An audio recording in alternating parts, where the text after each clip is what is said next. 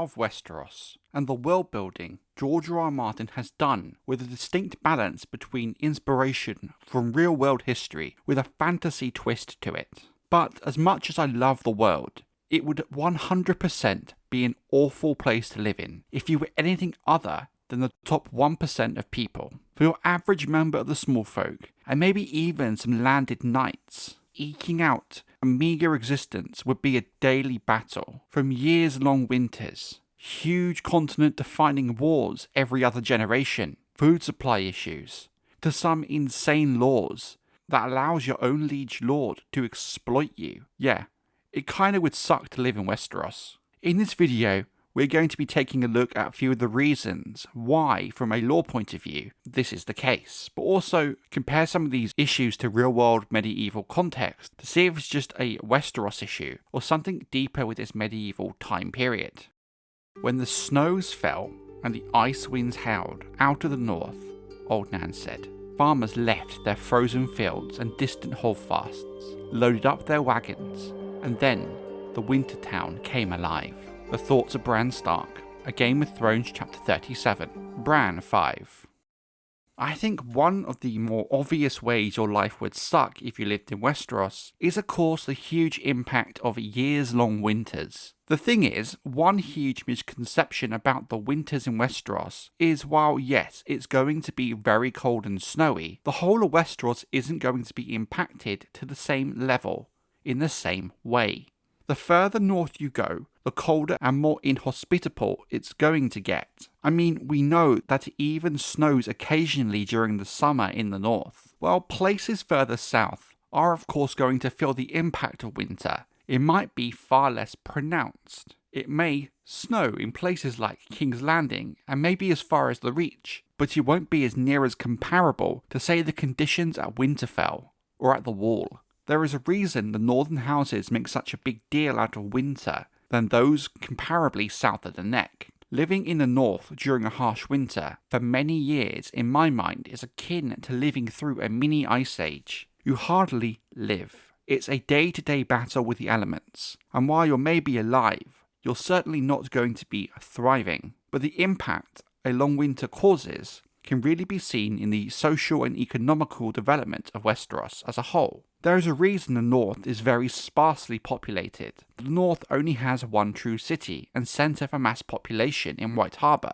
These kinds of extreme weather and seasons don't encourage development and growth. When winter is this impactful, you will spend most of your time when it's not winter, in the spring and the summer, preparing for the next winter. This is why, as you move further south, there are a lot more larger towns and cities. While of course winter still has a huge impact, it's not near the same level as in the north. So while the winter does affect Westeros as a whole, your experience of winter in the Reach would be markedly different than say Barrington in the north. But no matter where you live in Westeros, years-long winters are going to inherently create the same set of issues, especially when it comes to food supply and exposure to the elements. While it may not be exactly snowing heavily in the Reach, for example, it's still going to be way too cold to grow food. What makes this issue of seasons even harder to manage is you legitimately have no idea how long a winter is going to last. If we look at all the known winters we have from the books, it's common on average for a winter to last between a year and 3 years, and there are a few outliers, like the winter of 130 to 135 AC, which lasted 5. But we only have firm dates for a handful of winters since Aegon's conquest, and it's still very much implied in the text there have been winters historically that may have even surpassed that. That's not including the long night, for example, just your normal winter.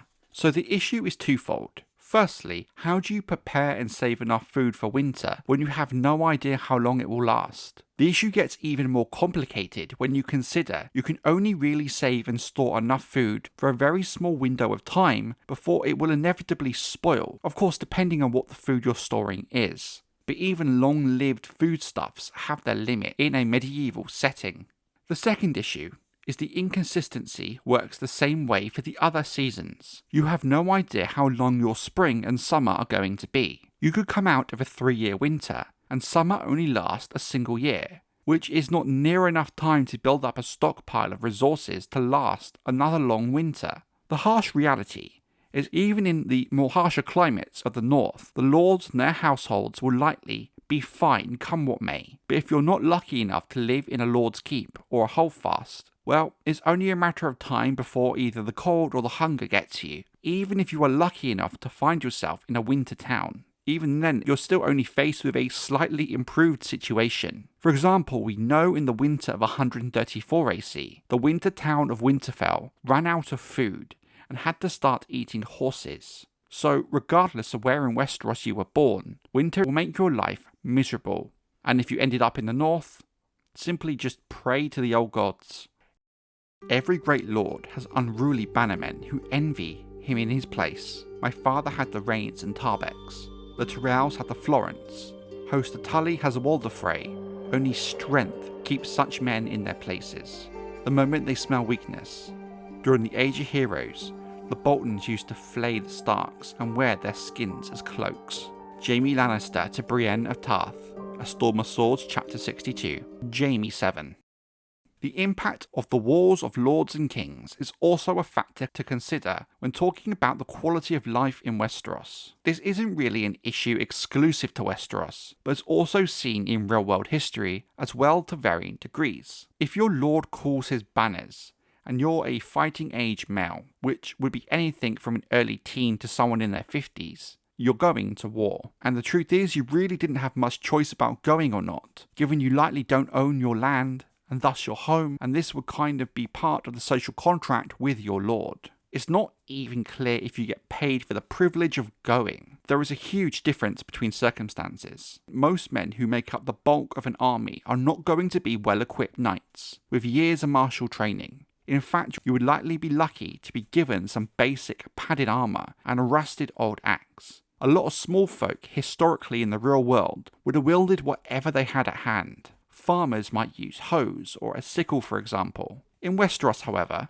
even the average foot soldier seems to be relatively well equipped when comparison to historical norms. But again, they will still lack the martial skill needed to make good use of these tools. What we have to remember is while not every knight is some famed and rich, skilled warrior, in comparison to your average member of the Smallfolk, you're quite well off unless you were, say, a hedge knight. Unless you were one of these knights or from a noble family, you're likely going to be on the front line of the battle, which is not great for your survival odds. You would likely also be marching for weeks on foot to reach said battlefield, especially if you're, say, coming from the north, an absolutely huge kingdom, and it takes weeks just to get south of the neck. If you get wounded, lose a limb during the war, and still make it home, you're not likely going to receive any support from the lord who took you to war. If you work the land or something like that, you and your family are very much going to struggle. Outside of the personal impact on an individual, there is of course the wider implications of war. For example, the impact of, say, farming and growing food, as well as trade in general. Prices go up, food becomes scarce, and the men who work the land are now at war, instead of working the land and growing the very food needed not just to sustain the current need for food, but also to prepare for the inevitable long winter.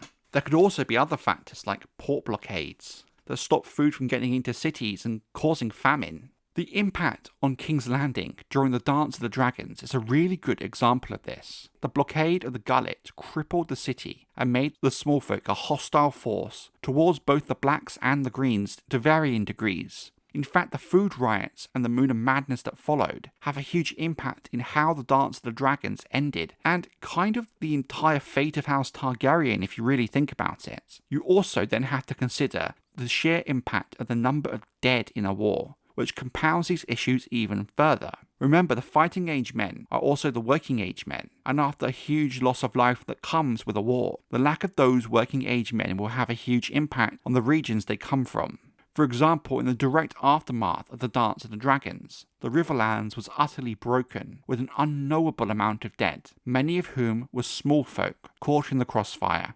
There were also so many widows in the Riverlands post-dance. The surviving men of Cregan Stark's Winter Wolves were encouraged to resettle in the Riverlands to help stabilise and rebuild it. Living within these shattered communities and also marrying the countless widows. In fact, while the Riverlands is quite a fertile kingdom, with easy access for trade with the other kingdoms, given its very central position and river network, those very same factors can also be seen as negatives. Because of all these factors, it often becomes the battleground for many of the great wars that happen in Westerosi history. Even just under House Targaryen, you have the Faith Militant Uprising under Aenys and Maegor, the Dance of the Dragons after the death of Viserys I.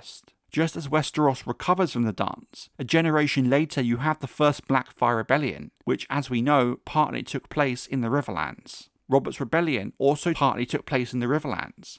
And then in the main book, we are currently seeing the damage a war has on a kingdom and its people in all its detail, thanks to the War of the Five Kings. So even the Riverlands in particular would be an awful place to live if you were worried about a war. Even a war that has specifically nothing to do with the Riverlands. Even if you're not fighting in the war, if you're a member of the Smallfolk who lives in the war zone, there's a strong possibility you could end up just brutally killed for being there, your village burned, your possessions stolen. And well, if you're a woman, well, I have to be careful how many times I say a certain R word, or YouTube won't like it. We see this perfectly in A Clash of Kings, with the way Gregor Clegane, the Mountain's men, under the orders of Tywin, are just brutalizing the Riverlands, burning villages, murdering Smallfolk, torturing them for any semblance of information. To the Mountain's men, the Smallfolk were just a tool to get information. Even if you're in a city, if that city is attacked and sacked, all of the above is also to be expected and accepted to happen. All the lords and nobles will just turn a blind eye while the attacking army goes unchecked on a crime spree. In this case, you are only protected by laws and justice if you're on the right side of the war, something you very much likely won't have a choice in, regardless. Justice is in short supply this side of the mountains. There has been none for Elia, Aegon or Rhaenys, Oberyn Martell to Tyrion Lannister, A Storm of Swords Chapter 66, Tyrion 9. Law, crime and punishment in Westeros could be a video topic all of its own, but for the most part it follows what you would typically see in a medieval fantasy setting. Thieves have their hands lopped off or their noses slit, rapists are gelded, murderers, slavers and outlaws executed, all par for the course of what you would expect, and very much mirrors what would have happened in the real world. There are some more codified laws, such as the rule of thumb, which dictates the thickness of a rod a man can beat his adulterous wife with. But most of the codified laws, such as the widow's law and the general rules of inheritance, are generally more targeted at nobility. The general issue with a lot of these laws and punishments is they are often up to the liege lord to determine guilt and the following punishment. When you're a noble, you're more likely to get a fair trial or judgment because of your status. But even then, you're at the whim of a lord or a king, and no one will really question it that much. The execution of Ned Stark is a perfect example of this. There was an agreed upon plan for Ned to go and join the Night's Watch, till King Joffrey went off script. And the king's will is, well, the king's will, and Ned lost his head. So the system of justice is far from perfect, even for nobles, and it's even worse for the Smallfolk. Yes, there were laws introduced, such as the Rule of Six and the Rule of Thumb, as well as the outlawing of the right to the First Night. But if you're a member of the Smallfolk, being accused of a crime by a noble, there is a certain level of bias, sometimes consciously, sometimes unconsciously, in favour of the noble. We see several stories in the main books where crimes by nobles on Smallfolk go unpunished, as well as Smallfolk being accused of a crime by nobles they had not committed and thus are wrongly punished, sometimes even knowingly wrongly punished. Arguably, even when crimes among the nobility occur, depending on who you are and the context of the events, greatly impacts outcome and justice. The murder of Elia Martell and her children are a key example of this. It's widely known, an open secret even among the Smallfolk, that Gregor Clegane raped and murdered her and her children with Armory Lorch as his accomplice. Yet, because of who Clegane's liege lord is, Tywin Lannister, and the context of it being Robert's Rebellion, Gregor is not only not punished for his crimes, but in some ways can be seen as being rewarded, simply because Elia Martell, by virtue of being married to Rhaegar Targaryen, was on the losing side of a war. Thus, there was no real justice for her or her children. The fact she is who she is guilt enough. And that's not even getting into the debate as to if Tywin Lannister ordered the killings or not, which I think is pretty obvious he did. But at the end of the day, it doesn't really matter. The point is, if you're the wrong person in the wrong situation at the wrong time, the law simply becomes redundant. You're frankly at the mercy of whoever your lord or king is, and those kings are men on a spectrum of good and bad.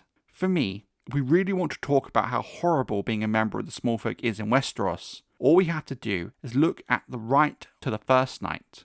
The custom states that when Smallfolk marry, their liege lord or king has the apparent privilege to bed the bride on the first night, even if the husband or bride herself does not consent to this, which is obviously the case, and even if there was consent, there's a certain level of coercion involved, given the implied danger of saying no. This privilege was even sometimes allowed kings to bed the noble wives of vassal lords and bannermen on their wedding night, although this rarely took place and seemed to mostly occur when Westeros was hundreds of petty kingdoms. The tradition of the lord's right to the first night led to some commoners marrying in secret, or not informing their lords of their wish to marry, as they had no wish to share their brides, nor did the bride often wish to be shared, because effectively what this custom was legalised rape. While this practice was outlawed by King Jaehaerys I at the urging of Queen Alysanne, there are still reportedly some houses in the north this practice still secretly takes place even into the timeline of the main books.